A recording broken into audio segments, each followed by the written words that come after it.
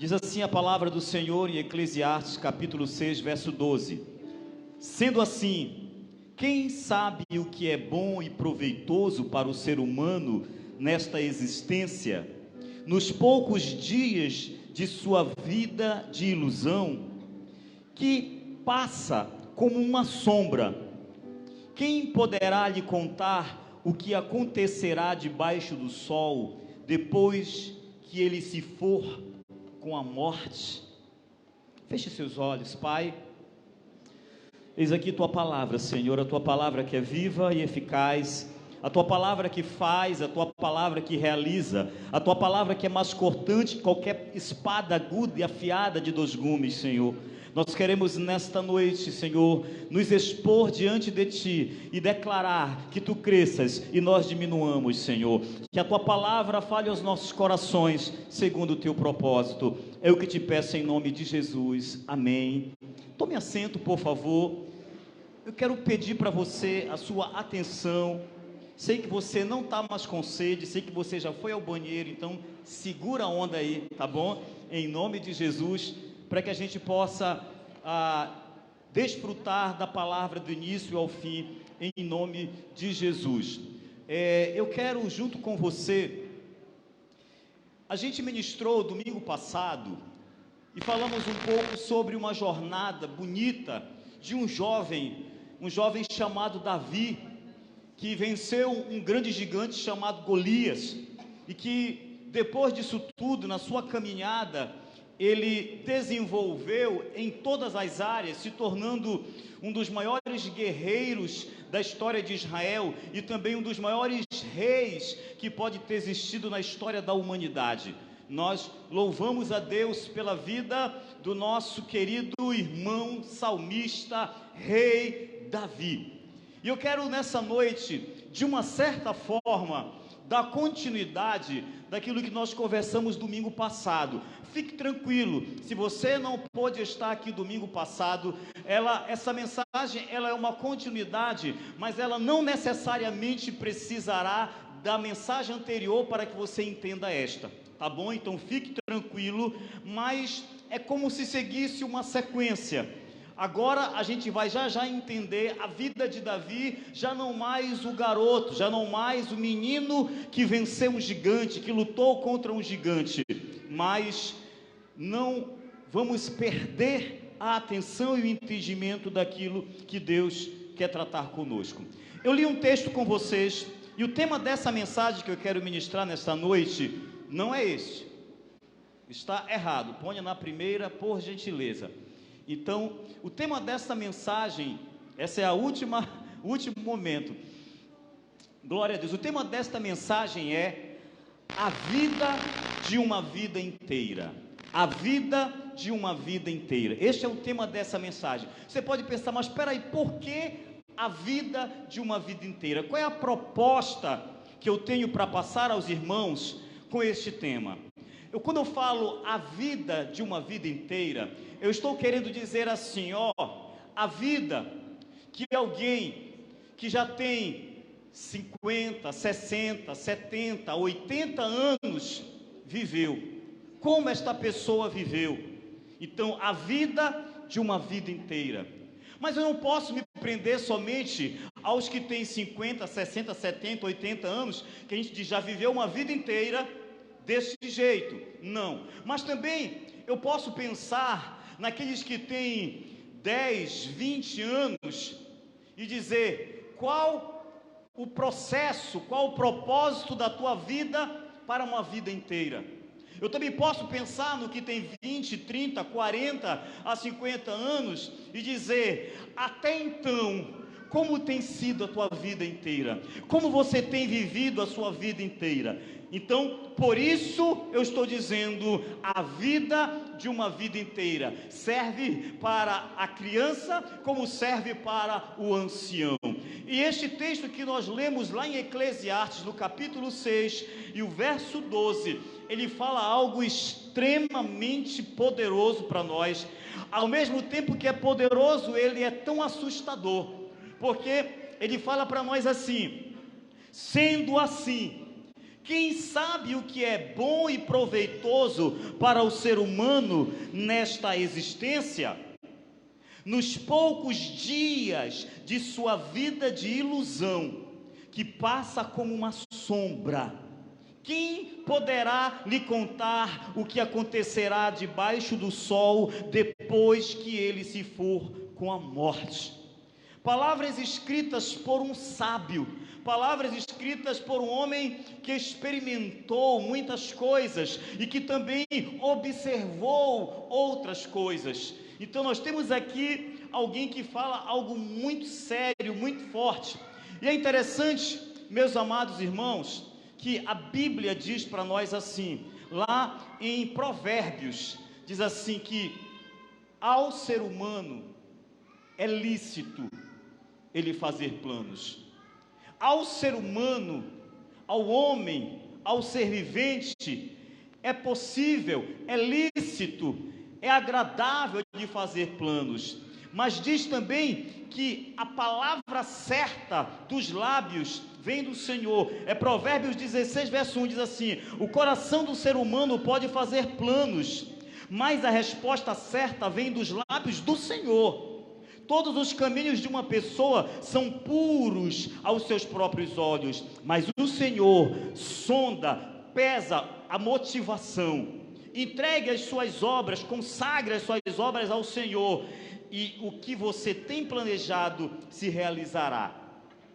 Então escute, preste atenção numa coisa: você está certo em planejar, você está certo em olhar para o futuro e dizer: eu desejo isto, eu desejo aquilo, eu anelo por ser assim, eu queria tanto conquistar isso, eu queria ter esta profissão, eu quero ter uma família, eu quero, não tem problema você sonhar.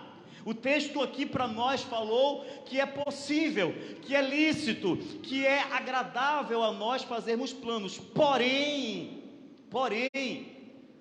o melhor, o certo, o que deve realmente acontecer, deve vir de Deus. Segundo lugar, esse texto fala uma coisa também muito impactante para nós, diz assim: todos os caminhos dos homens, aos seus olhos, parecem puros. Todos os meus planejamentos podem parecer para mim algo tranquilo, normal, perfeito, puro. Quando fala puro, está falando de integridade, está falando de totalidade, de não dividido, de não misturado. Então diz que, olha, pode parecer aos meus olhos correto, perfeito. Só que tem um detalhe: mas o Senhor, o nosso Deus, Ele vai avaliar as motivações desses meus planos, desses meus desejos. Eu acho muito interessante que a palavra de Deus diz assim, Tiago fala assim: olha, pedis e não recebeis, porque pedis mal, para gastardes dos vossos próprios deleites. Ou seja, muitas vezes os seus planos, os seus pedidos a Deus são pedidos egoístas, são pedidos onde não há espaço para que outras pessoas possam usufruir daquilo que você deseja, daquilo que você tem sonhado. Mas a Bíblia diz que é lícito eu planejar, a Bíblia diz que é lícito eu ter sonhos, porém eu preciso esperar em Deus, eu preciso confiar em Deus. Mas há uma pergunta, irmãos, e antes eu coloco para você: qual o grande sonho do teu coração? Qual o objetivo que você persegue na sua vida? O que alegra o teu coração? Você já se fez esta pergunta? Qual o objetivo da sua vida? Qual o teu grande sonho? O que você tem perseguido para conquistar nesta vida? Mas há uma pergunta também que não quer calar: será que o que eu quero realmente é proveitoso? Será que o que eu tenho sonhado, os meus planos, realmente vão me deixar feliz? E sobretudo, é a vontade de Deus? É a vontade de Deus isso tudo? Escute bem. O que eu quero, o que eu tanto realmente quero, é proveitoso, vai me deixar feliz, vai me deixar alegre. Sabe o que é interessante nessa vida, irmãos? Eu acho muito, muito poderoso, muito interessante isso. As pessoas, elas não são reconhecidas pelo que elas têm. Alguém pode dizer assim: eu tenho dinheiro, mas não sou feliz. Então nunca confunda o eu tenho com o eu sou. São coisas distintas. Eu tenho saúde, mas não tenho paz. Eu tenho uma família, mas eu não sou uma pessoa família. Então é muito importante que a gente faça essas distinções daquilo que eu tenho e daquilo que eu sou, porque normalmente os nossos sonhos estão muito mais querendo tocar naquilo que eu quero ter, mas não naquilo que eu sou, e às vezes acaba acontecendo que este desejo de ter me torna alguma coisa, porém não aquilo que realmente eu queria ser. Então a pergunta é esta: o que eu quero é proveitoso? Vai mesmo me deixar feliz? Ou são ilusões? São sonhos que a sociedade moderna, são sonhos que as pessoas hoje em dia, que as redes sociais estão impondo sobre mim, sobre a minha vida, sobre a minha aparência, sobre aquilo que eu devo conquistar? Será que é isso?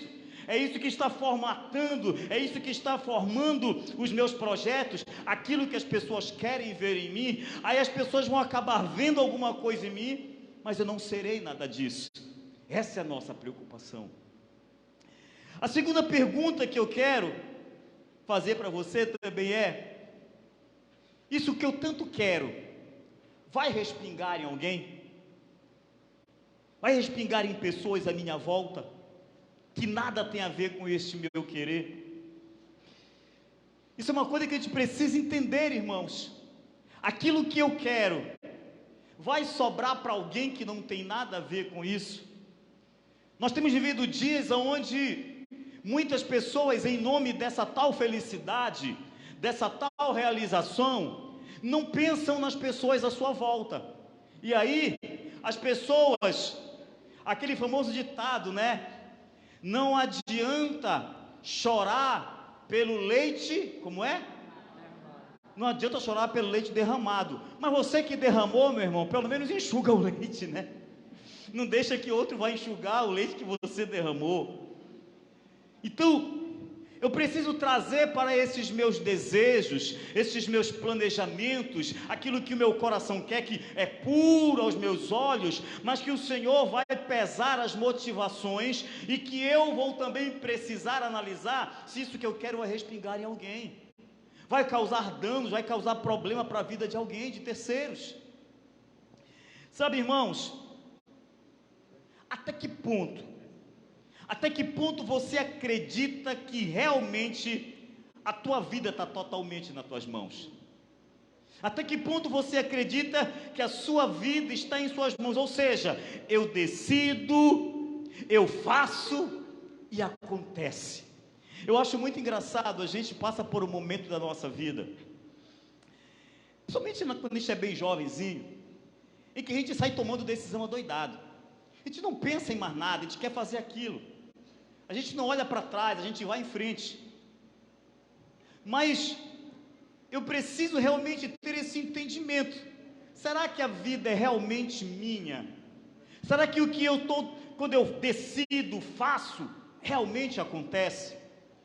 Irmãos, sabe o que é que a história da humanidade mostra? Que não.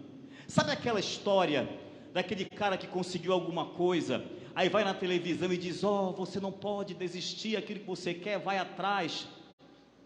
Eu concordo, legal. Porém, irmãos, se 1% conseguiu isso, mas eu acho que não, porque geralmente pega o cara que está lá no topo, mas ok, é uma motivação para a gente. O que eu estou querendo dizer é que nem sempre, na verdade, na maioria das vezes, aquilo que eu quero, faço e acontece, nem sempre eu consigo fazer e acontecer. Eu posso até querer, Por quê? Porque Deus olha as motivações. Porque Deus conhece você amanhã. Deus sabe o que este teu plano, este teu projeto vai fazer de você e de mim. Deus sabe, irmãos, que se Ele entregar algumas coisas para nós, é possível que nós não saibamos lidar com essas coisas. É possível que nós venhamos perder a coisa mais importante da nossa vida, que é a nossa comunhão com Deus. Mas você vai entender uma coisa, que Deus chamou alguém para ser, mas essa pessoa não entendeu o que ele era, ele só queria ter. Eu falei para vocês que hoje a gente ia avançar um pouquinho sobre a nossa conversa sobre Davi. É interessante que, meus irmãos, Davi, a história nos mostra que depois de ele ter conquistado aquela vitória sobre os gigantes, a vida dele mudou completamente. Ele sai do anonimato, consegue visibilidade, ele viraliza, né? No dia de hoje eu ia dizer assim, Davi viralizou, conseguiu não sei quantos likes, e agora ele está em alta. Mas eu queria pensar com vocês algumas coisas, sobretudo, quanto tempo nós pensamos que nós temos nessa vida. O texto que nós lemos disse assim, a vida é como uma sombra. Está falando que a vida é tão passageira. Irmãos, realmente é. Talvez você que tenha 20 anos começou a perceber isso. Mas quem já tem 50, né, pastor Sérgio? Já percebeu que 20 anos foi ontem e agora a gente já tem 50. Quem já tem 50 ou mais, provavelmente já viveu mais da metade da vida que vai ter, mais da metade da vida inteira. E a gente já aprendeu algumas coisas e ainda apanhamos por outras. O que eu quero nessa noite dizer para você aqui são coisas que fará com que aquele que tem 10 a 20 anos tenha uma vida inteira feliz. Aquele que tem 20, 30, 40, 50 anos também venha a ter uma vida feliz. Aquele que tem mais de 50, 60, 70, 80 anos possa aprender a viver esses dias de forma onde a bênção do Senhor será sobre a sua vida. Quanto tempo nós temos vivido e temos usado com sabedoria e produtividade o tempo que nós temos, irmãos? Quantos de nós estamos sabendo viver o tempo que nós temos aqui nessa vida para dizer, eu vivi uma vida inteira produtiva, de acordo com a vontade do Senhor? Olha só, a Bíblia diz que antes de Davi, houve um outro rei, chamado Saul. Este rei, ele foi um rei que Deus escolheu. O povo pediu um rei, e Deus deu um rei. Era a vontade de Deus que acontecesse isso? Não. Mas o povo queria um rei. Se eu vou dar um rei para vocês. E foi apresentado Saul. Saul, a Bíblia diz que ele era um homem de boa aparência, se sobressaía nos demais da sua tribo, da comunidade ali. E Davi e Saul começa a reinar. Só que no cenário surge Davi, que nós conversamos no domingo passado, que ele aparece diante de Saul como aquele que queria lutar contra um gigante, que todo mundo estava com medo de lutar contra este gigante, mas Davi se ofereceu e venceu este gigante, e Davi continuou por ali. Sabe o que a Bíblia diz? No capítulo 16 de 1 Samuel, diz que Deus não aguentava mais Saul. Deus rejeitou a Saul. O negócio apagou aqui, não foi? Glória a Deus, Jesus é bom. Mas no capítulo 16, parece-me que é o verso 1 de 1 Samuel, diz assim, Deus falando com Samuel, diz: Samuel, até quando tu vais ficar orando, lutando, tendo pena, tendo misericórdia, querendo salvar, querendo Saul fazendo a coisa certa, se eu mesmo já rejeitei Saul? Opa, isso aqui é muito sério. Por quê? Porque quem escolheu Saul foi quem? O povo e Deus, né? É verdade. Alguém falou o povo, eu até digo que é verdade mesmo. Mas quem estabeleceu Saul como rei foi Deus. Só que Saul, irmãos, ele começou a fazer coisa errada. Só que Saul começou a fazer do jeito dele. Só que Saul começou a antecipar aquilo que não era para ser antecipado. Saul começou a fazer algumas coisas, até querendo dizer que era para Deus, só que não era. Deus dá duas ordens para Saul, duas ordens precisas, e Saul desobedece as duas. Ele tenta até fazer pela metade uma delas, ainda chega a justificar: não, isso aqui é porque eu quero oferecer ao Senhor, eu quero sacrificar a Deus. E aí exatamente, irmãos, aonde muitas pessoas estão tendo problemas, porque o que é interessante é que depois que do capítulo 16, onde Deus diz para Samuel: Samuel, eu já rejeitei Saul como rei, eu não tenho mais interesse na vida de Saul como rei. Eu fiz um plano para a vida de Saul, mas Saul desperdiçou. Saul me desobedeceu, e não me desobedeceu somente uma vez. As atitudes de Saul fez com que eu rejeitasse ele. Não quero mais ele, não me interessa mais Samuel. Sabe o que aconteceu no dia seguinte com Saul, irmãos? Ele continuou reinando, e continuou reinando, e continuou reinando. Davi ficou adulto e Saul reinando. Davi vence o Golias, era um menino, o texto diz, mas ele vai reinar, ele já é um homem. Passam-se anos e Saul reinando. Sabe o que eu estou dizendo para você? É que muitas pessoas podem estar sendo rejeitadas por Deus, mas estarem ali naquele lugar ainda. Muitas pessoas podem já ter sido rejeitadas por Deus nas suas atividades, nas suas obras para Deus, mas está fazendo algo dizendo que é para Deus, e até pensando que é, porque a Bíblia diz para nós aqui que os caminhos de muitos homens, dos seres humanos, são puros aos seus olhos, mas Deus pesa as motivações, lembra? Então nem tudo que está dando certo é certo. A gente pegou uma teoria que não existe, não é doutrina bíblica, que foi o que Gamaliel falou para um grupo de homens que decidiam muitas coisas ali em Jerusalém, lá em Israel. Eles queriam parar a pregação do Evangelho, eles queriam parar Pedro, eles queriam parar João, e reuniram ali os sacerdotes, toda a liderança eclesiástica, toda a parte jurídica, tudo ali, e chamaram Gamaliel, que era o grande teólogo, o grande mestre ali, e Gamaliel disse a si mesmo: ei, vamos fazer um acordo. Se isso que eles estão fazendo aí for de Deus, se for obra de Deus, o que vai acontecer? Vocês estão comigo aí? Vai crescer, irmão. Escola dominical, que hora mesmo? 8h30 da manhã. Vem aí, irmão.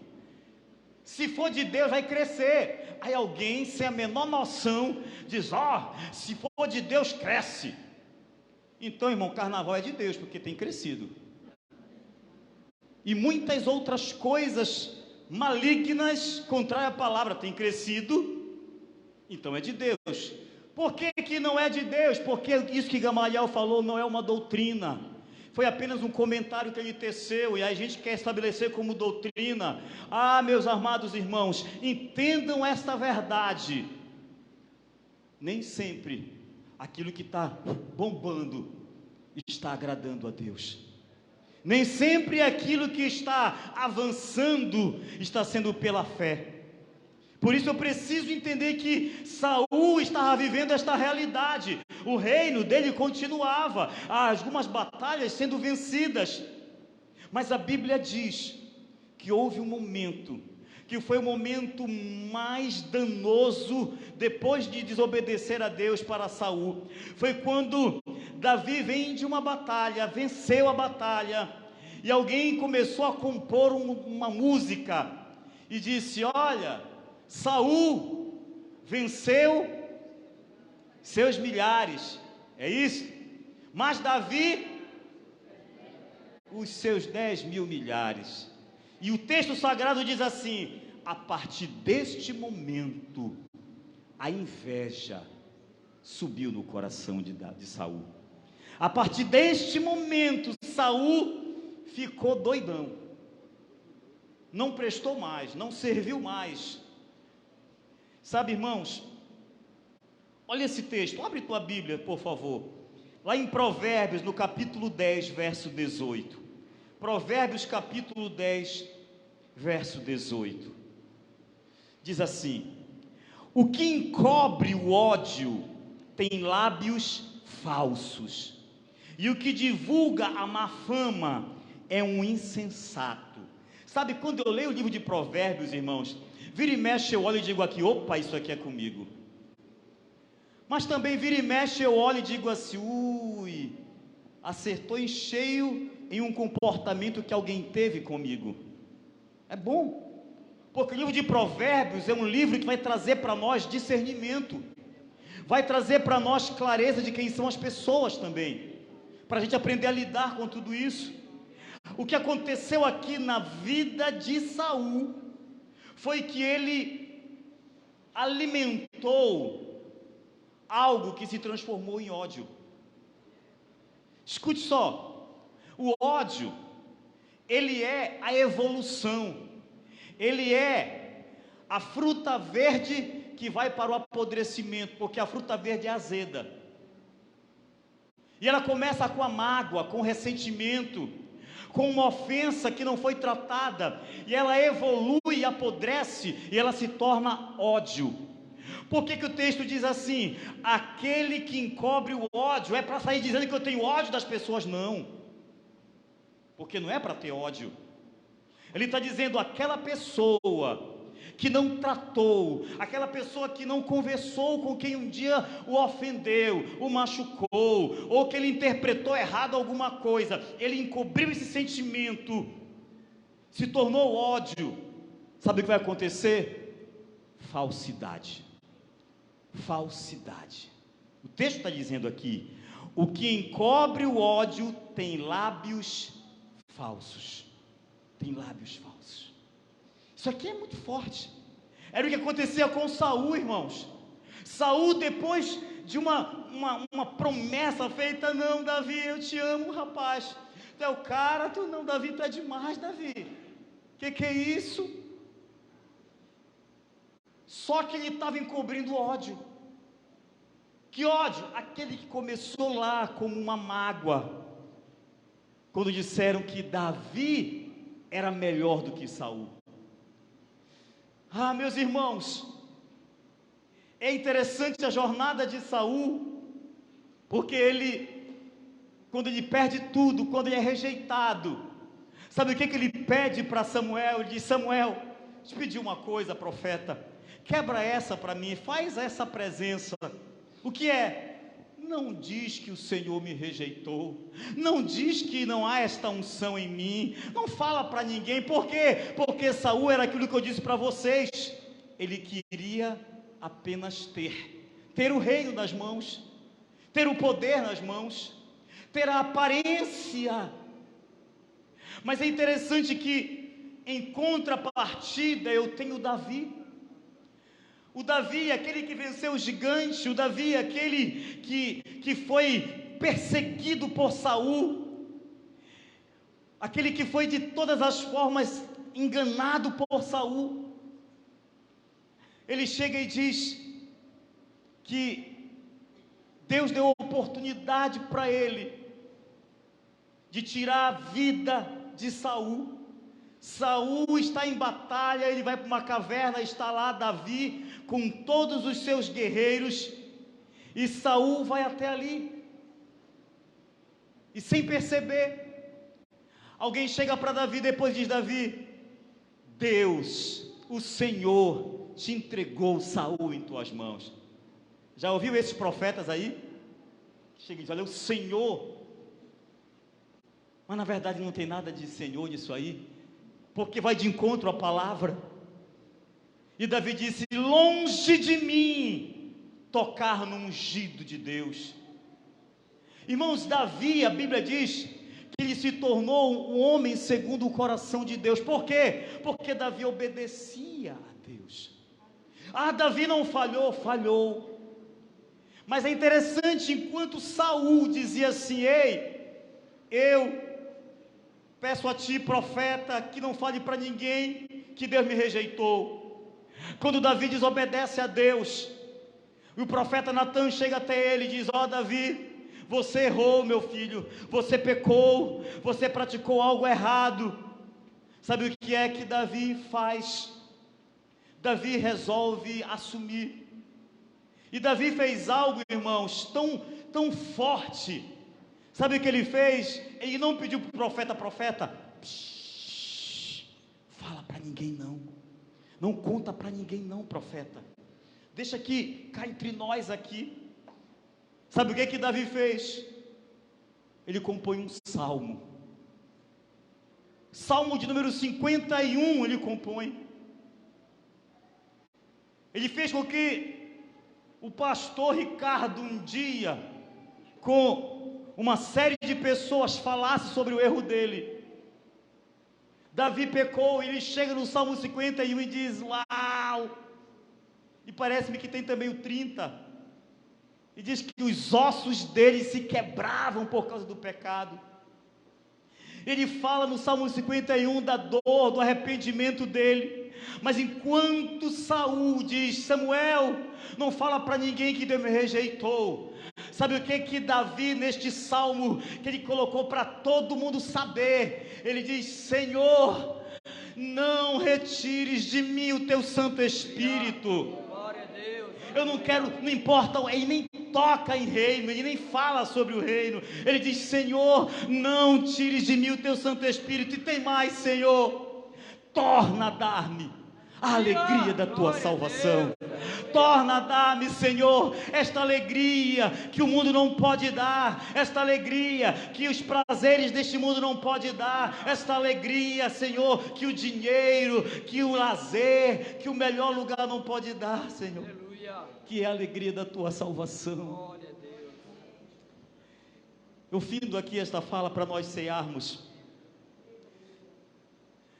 A vida inteira de Saul, irmãos, foi de aparência. A vida inteira de Saul, meus irmãos, foi para tentar vencer Davi. A vida inteira de Saul, irmãos, foi nutrindo uma mágoa, um ressentimento que se transformou em ódio, que começou com uma inveja de Davi. Esta foi a vida de Saul. A triste vida inteira de Saul foi alimentando um sentimento destrutivo, foi se nutrindo de ressentimentos que o levou a uma vida de ódio e que o levou também a outros pecados, como o da falsidade, da dissimulação.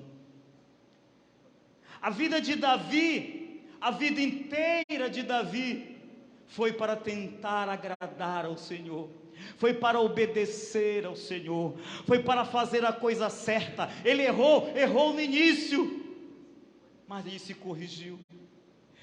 Eu quero convidar você a estar em pé, por favor. Ouve uma coisa, você sabe que há uma batalha dos judeus de tentar erguer o templo em Jerusalém. Eles lutam para isso, é o desejo deles, erguer o templo que um dia foi construído por Salomão, ali em Jerusalém. Mas sabe quantas vezes Deus fica falando: olha, eu quero meu templo construído em Jerusalém? Nenhuma vez. Mas ele diz assim: mas a tenda de Davi, ela será restaurada, ela será reerguida, ela será estabelecida. Sabe por quê, irmãos? Deus nunca pediu que Davi fizesse o que ele fez. Deus nunca pediu para Davi estabelecer um local onde houvesse 24 horas, 24 por 24, irmãos, de adoração, de louvor, de centenas e centenas de homens adorando a Deus sem parar, porque a vida inteira de Davi foi para agradar a Deus, e a vida inteira de Davi, ele lutou para obedecer a Deus, e o resultado da vida de Saul foi morte feia, triste, lamentável. Mas a vida de Davi, o resultado foi um reino forte, um reino próspero, onde as pessoas chegaram com ele e disseram assim, depois que ele começou a reinar, ele reinou primeiro em uma tribo, 2 tribos, até que as demais chegaram e disseram: Davi, cara, reina sobre nós, reina sobre nós. A gente percebeu que as tuas motivações são outras, não são as mesmas que Saul. A gente percebeu que tu lutas para obedecer ao Senhor, e Saul queria somente aparecer, queria somente estar com as suas fotos aí, né, nas redes sociais, era só o que ele queria. Mas as tuas motivações são outras, Davi. Por mais que todo mundo te conheça, por mais que teu nome esteja sendo estampado por aí, mas eu sei que tu queres agradar a Deus. Eu quero dizer para você nessa noite, em nome de Jesus de Nazaré, o que você está fazendo e o que você fará com o resto da tua vida inteira, o que você fará com o resto dos dias que Deus tem para te dar. Vai perder tempo, vai se desgastar com coisas que não têm o resultado que realmente aquilo que Deus chamou para você fazer. Eu tenho visto tanta gente assim, queridos, tenho visto tantas coisas acontecerem assim, pessoas que lutaram, se esforçaram pelos seus sonhos, mas eu não vou nem dizer no final, mas até então, irmãos, são infelizes, são frustradas, são tristes, são depressivas, são cheios de complexos. Meu irmão, deixa eu te dizer uma coisa, enquanto você abre a sua Bíblia, lá em 1 Coríntios, por gentileza, no capítulo 11, primeira epístola de Paulo aos Coríntios, capítulo 11, deixa eu te dizer uma coisa. Davi teve problemas, Davi teve desafios na vida dele, Davi teve algumas lutas que ele passou. Mas sabe o que foi que Davi fez com toda a luta? Olha, voltou, né? Estavam me perseguindo, né? Davi, ele ressignificou. É uma palavra que Deus gosta muito e que os psicólogos também gostam. Nós ressignificarmos as tragédias, as dores, as tristezas que aconteceram na nossa vida, e a partir dali construir algo sólido, construir algo vindo de Deus para a nossa vida. É isso que eu estou querendo dizer para você. Davi errou, irmãos, mas ele ressignificou a sua vida. Saul errou, irmãos, mas ele deu desculpas para a sua vida. Saul morre triste, perde seu reino, acaba ali a sua história, mas Davi até hoje perpetua, até hoje, é da linhagem dele que veio o nosso Salvador. Por quê? Porque Davi ressignificou a sua vida. Hoje é dia de nós ressignificarmos a nossa história, os nossos erros, as nossas falhas. Deus está pronto para perdoar e dizer para nós assim: vá e não peque mais. Vai e não peques mais, eu te perdoo. Mas ressignifica teu comportamento, ressignifica a tua atitude. Cuidado para você não fazer pensando que está agradando a Deus e está só fazendo. Abra sua Bíblia, 1 Coríntios capítulo 11, verso 23. Porque eu recebi do Senhor o que também vos ensinei, que o Senhor Jesus, na noite em que foi traído, tomou o pão. Meus irmãos que vão distribuir o pão, e tendo,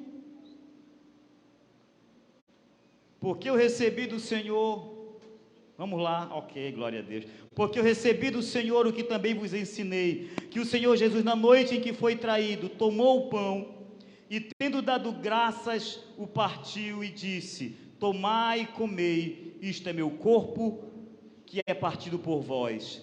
Fazei isto em memória de mim. A gente vai receber o pão, você que é batizado nas águas, vamos comer do pão. Eu quero te convidar a fazer isso. Pastor, eu não sou batizado nas águas. Tem alguém aqui que não é batizado nas águas? Levanta a mão, por favor. Tem? Todo mundo batizado nas águas? Tem ali, tem ali, tem ali. Olha, a gente está querendo batizar vocês. Estou perguntando para te batizar. Não é para te discriminar não, tá bom? É para te batizar, tá? Conversa com a gente, conversa com algum obreiro, vamos ver o que está precisando para a gente dar esse mergulho salvador, né? Amém? Glória a Deus. Então você que é batizado nas águas, que vai celebrar a ceia, mas diz, espera aí, tem uma coisa que está me incomodando, eu preciso pedir perdão para Deus. Eu quero te convidar a fazer isso. Você não pode sair daqui, você que é batizado nas águas, você não pode sair daqui sem celebrar a ceia do Senhor. Mas se você precisa fazer uma nova aliança com Deus, este é o momento. Este é o momento. Você que quer se reconciliar com Jesus, com a igreja, este é o momento. Existe alguém que quer fazer uma nova aliança, uma nova aliança com Deus? Levante a mão. Existe alguém? Eu quero orar com você. Amém? Glória a Deus. Não deixe de celebrar a ceia do Senhor. Se você não está se sentindo bem para celebrar, não deixe isso te atrapalhar. Amém? Então nós vamos orar, irmãos. Vamos orar ao Senhor consagrando o pão. O ministério de louvor já esteja pronto, por favor, para louvar a Deus. Enquanto a gente vai pegar o pão, você vai com muita tranquilidade abrir, rasgar o saquinho aqui e segurar para que todos nós comamos o pão juntos, tá bom? Pai, em nome de Jesus de Nazaré, eu quero nesta hora consagrar a Ti, Senhor, ó Deus, este pão que está aqui em minhas mãos, ó Senhor, e que está nas mãos dos diáconos da Tua casa, dos obreiros da Tua casa, Senhor. Pai querido, este pão que simboliza agora o Teu corpo, Senhor Jesus, que foi partido, que foi entregue por nós, que foi traspassado por uma lança. Ah, Senhor, nós estamos aqui em obediência à Tua palavra, pois o Senhor nos manda assim fazer, para termos parte contigo. Assim, Senhor, perdoa as nossas falhas, erros, pecados, Senhor, para que possamos comer deste pão, Senhor, sermos dignos de comer deste pão e beber do cálice. Pai, eu consagro a Ti este pão, em nome de Jesus. Amém e amém.